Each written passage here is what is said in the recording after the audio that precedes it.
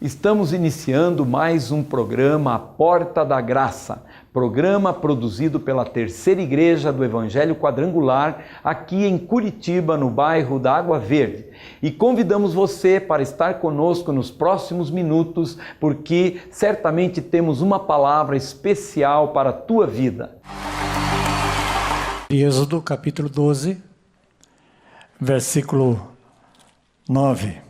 A partir do verso 8 diz assim: naquela noite comerão a carne assada no fogo, com pães asmos, com ervas amargosas a comerão.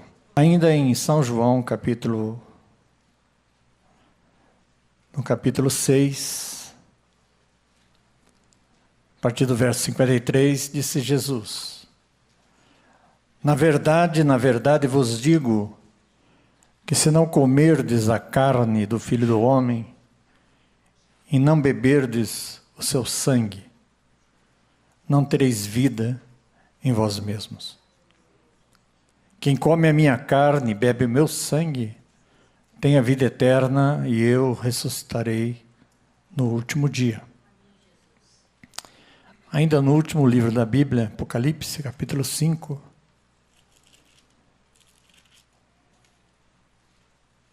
a partir do verso 6. Olhei e eis que estava no meio do trono e dos 4 animais viventes, e entre os anciãos um cordeiro, como havendo sido morto. E tinha 7 pontas e 7 olhos, que são os 7 Espíritos de Deus enviados a toda a terra. Algumas verdades nós precisamos aprender com relação aos evangelhos. Precisamos compreender que Deus escreveu através de parábolas. Deus falou através de parábolas e os seus servos escreveram. E o Espírito Santo nos traz revelações da palavra para aplicação no nosso dia a dia. E quando se fala de família, está se falando do projeto divino. Observe no livro de Gênesis, no capítulo 1, versículo 27, 28 e 29. 3 propósitos para a família. Primeiro, que a família reflita a imagem divina. Segundo, que a família reproduza uma herança abençoada. Terceiro, que a família domine sobre a terra.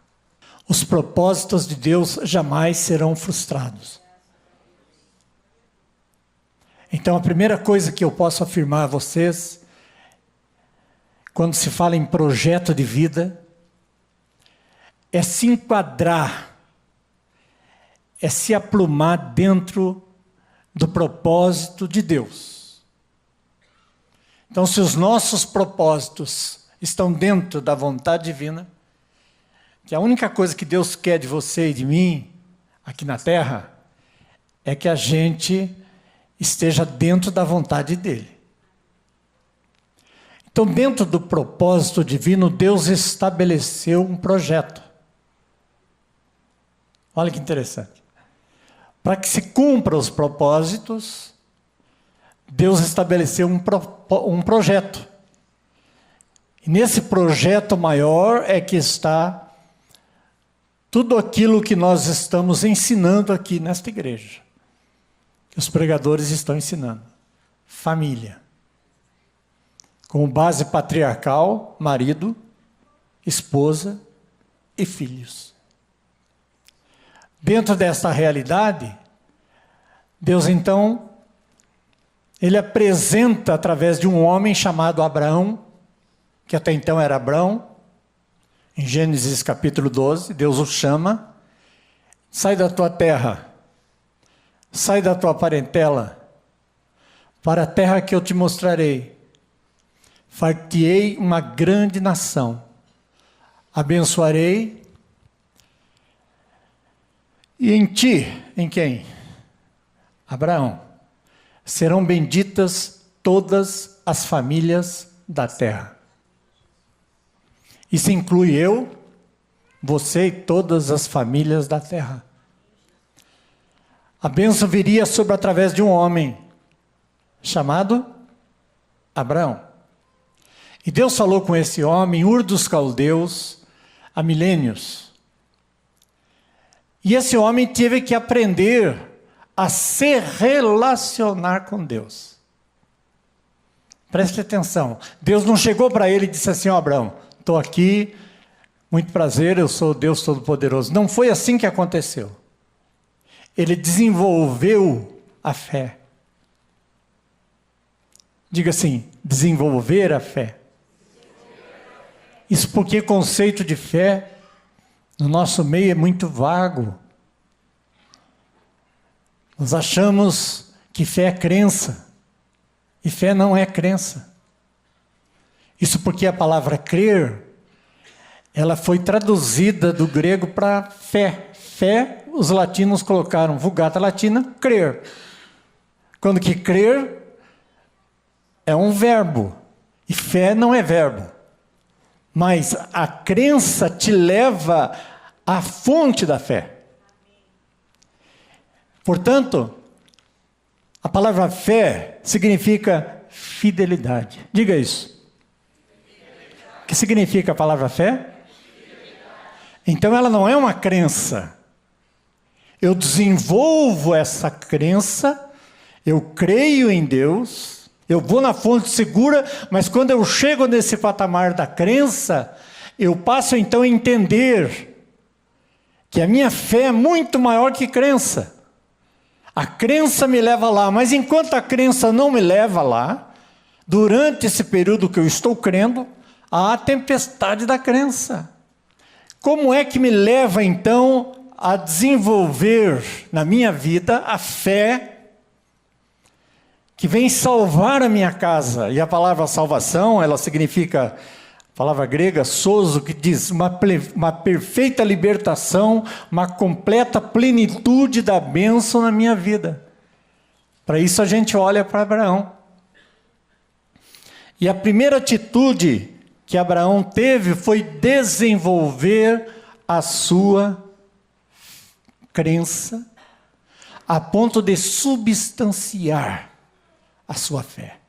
Ter uma fé crível, uma fé autêntica. Porque quando o Senhor Jesus nos chama para um projeto, Ele quer que a gente se enquadre dentro do seu plano. Nós temos que entender o significado, a substância da fé. Não é uma coisa distante a ser alcançada, mas é algo a ser implantado dentro da nossa alma. Então, a beleza de servir a Deus não está porque eu acredito nos céus. Acreditar me leva a substanciar a fé, mas o que na verdade acontece é que o reino de Deus, ele não fica longe de mim, não fica distante num nível, está no paraíso, está longe, eu tenho que alcançar esse nível. Não. Nesse sentido, Jesus fez um desafio. Quem comer da minha carne e beber do meu sangue, terá a vida eterna. Bom, o que isso tem a ver? O que o livro do Êxodo tem a ver com isso aqui? Isso porque você nunca pode interpretar a Bíblia, principalmente no Velho Testamento, sem fazer conexão direta com o Novo. Isso porque o que aconteceu no Velho Testamento são figuras das coisas que aconteceriam no futuro. E nós temos um privilégio, que nós podemos olhar a Bíblia com um olhar escatológico e entender que aquilo que aconteceu no passado se realiza no presente. Então, de modo que aquela ceia que fizeram na Páscoa era um projeto de vida. Ou não? Eles estavam saindo do Egito, da escravatura do Egito, para Canaã, a terra prometida, onde havia leite e mel. Na verdade, Deus estava transportando eles de uma situação dificultosa, de escravidão, de submissão a um governo, estava emancipando eles, mas antes disso eles tiveram que fazer uma ceia, que a Bíblia chama de Páscoa, e a palavra significa passagem. É um momento, todo ano as pessoas vão para a praia, vão dizer assim, vamos ter uma passagem de ano. De uma certa forma estão dizendo, vamos ter novos empreendimentos, muitas coisas boas vão acontecer, tenho propósitos, e as pessoas fazem promessas, cantam, dançam, soltam fogos de artifício.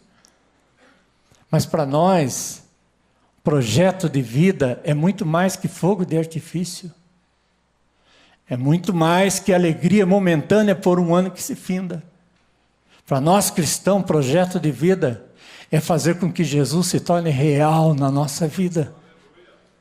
De uma forma que eu possa me alimentar dele todo dia, ser subsidiado por ele, ser promovido por ele. Quando ele falar, sejam as palavras dele. Quando eu olhar, sejam os olhos dele. Quando eu pensar, seja a mente de Cristo, a ponto de eu absorver a sua carne, beber o seu sangue, não no sentido literal, mas no sentido de entender que Deus estabeleceu metáforas e parábolas para nos ensinar. Por causa da nossa pequena limitação humana, nós somos muito limitados, nossos entendimentos são praticamente pouco demais para compreender a extensão, aquilo que Deus quer na nossa vida, de forma que Ele usa de analogias para nos ensinar realidades, e para que seu propósito se cumpra em nós. Quando você olha o leão, há um mistério. O leão com a sua bravura imensa. Jesus é chamado do leão da tribo de Judá. E você vai vendo símbolos, e metáforas e mais metáforas. Através de analogias para ele nos ensinar princípios de absorção. Para que a gente entenda que a nossa religião, ela não pode ser fútil, halo redentivo apenas, no sentido, o sacrifício de Jesus aconteceu lá em 2000 não sei quanto, antes de Cristo, aconteceu no ano 30. Nós temos que sair da dimensão do tempo e entender que a cruz é quando Jesus disse, antes de haver luz, diz a Bíblia, que ele é o cordeiro que foi morto antes da fundação do mundo. Antes de houver luz, houve cruz. Então, nesse sentido, é um propósito. A maior figura, a maior metáfora da Bíblia é o cordeiro. É o cordeiro porque é o cordeiro profetizado. Ao cordeiro anunciado. No livro da Gênesis até o Apocalipse você vai ver figuras do cordeiro. Cordeiro sendo imolado, cordeiro sendo profetizado. A Bíblia diz que o cordeiro foi simbolizado no livro de Gênesis, quando na verdade Abraão não entendia a metáfora. E ele pede o sacrifício, Deus pede a ele o sacrifício do próprio filho Isaac. Isaac tinha 33 anos quando foi apresentado em sacrifício. Um homem já ciente, consciente do que estava acontecendo. Não era um garotinho. Ele, pai, aqui está a lenha, nós estamos com todo aqui os preparativos, mas e o cordeiro? E ele disse, Deus proverá o cordeiro, meu filho. E essa pergunta não se cala. Em que espaço tem o cordeiro na minha vida? Que espaço tem o cordeiro na minha casa? 400 anos depois, a nação de Israel se estabelece e sai do Egito.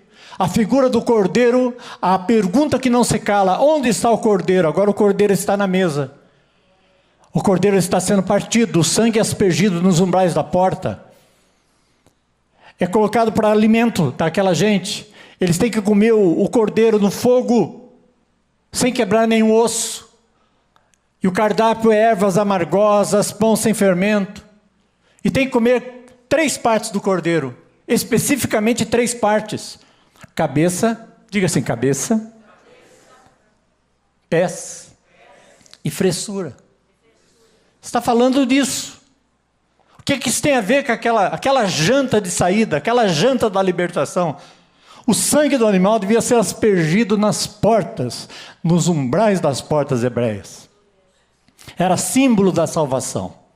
Era aquilo que Deus queria fazer, porque ali tinha uma família unida, ali tinha uma família se estruturando, ali tinha uma família com convicções, com sonhos, com paixões. Eles estavam saindo da terra deles, do Egito.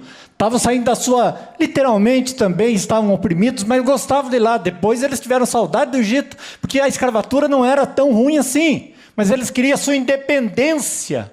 Eles não queriam mais estar limitados, eles queriam ter os seus ritos, as suas crenças. Eles não queriam adorar Ra, nem que seus filhos fossem colocados como sucessores.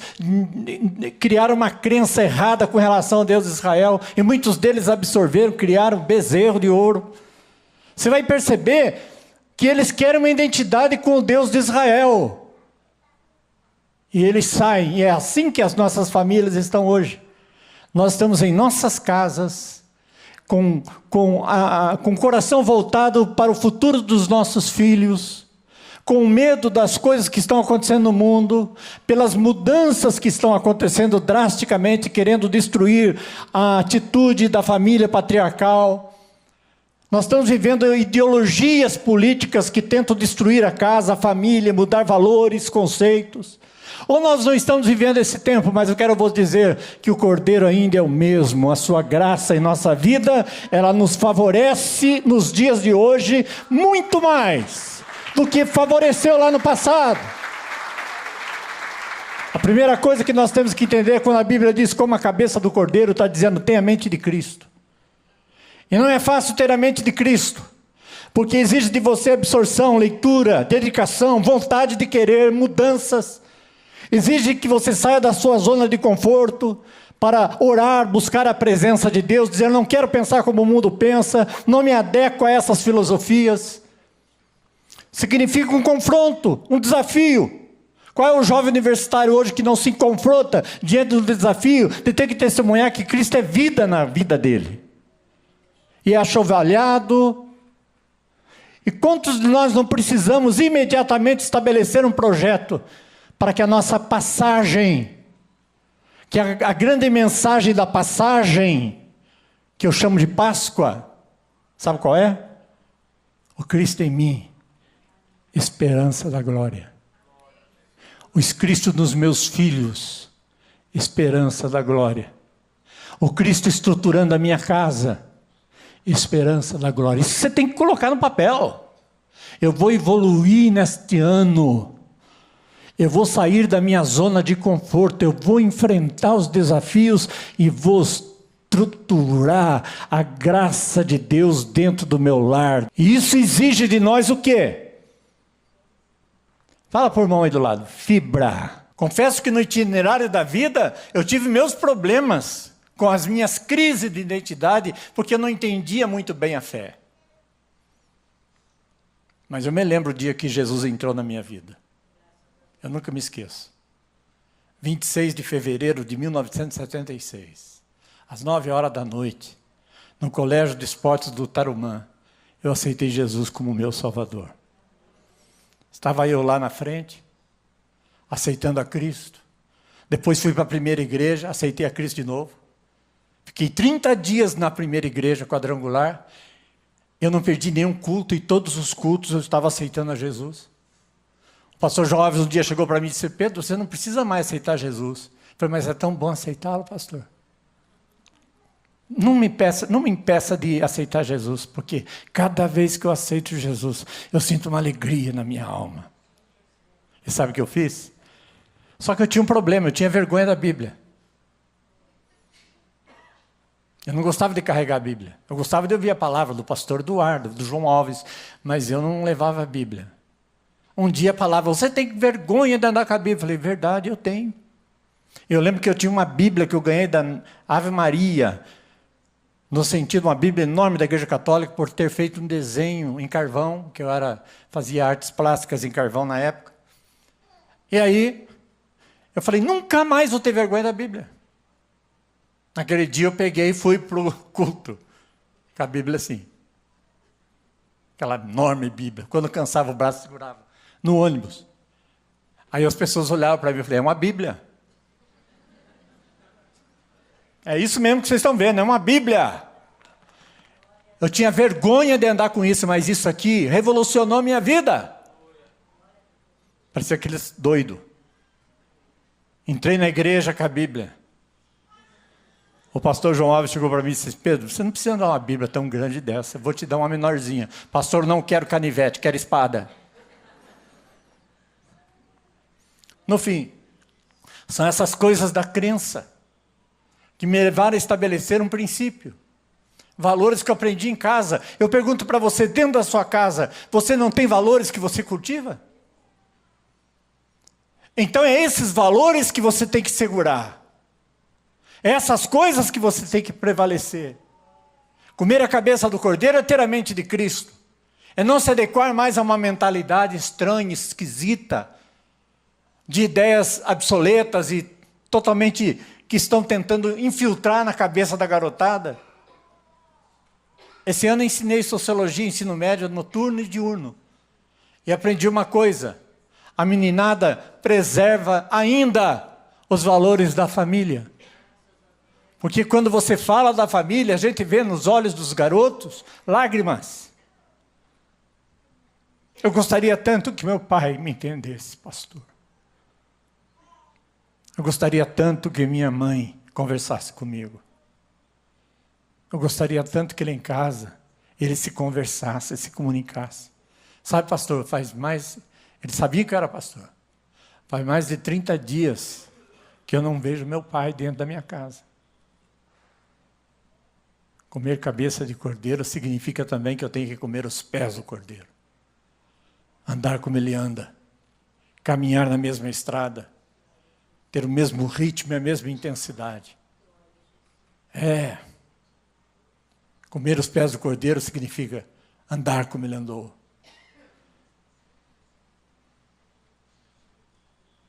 Comer a fressura do cordeiro significa amar como ele amou.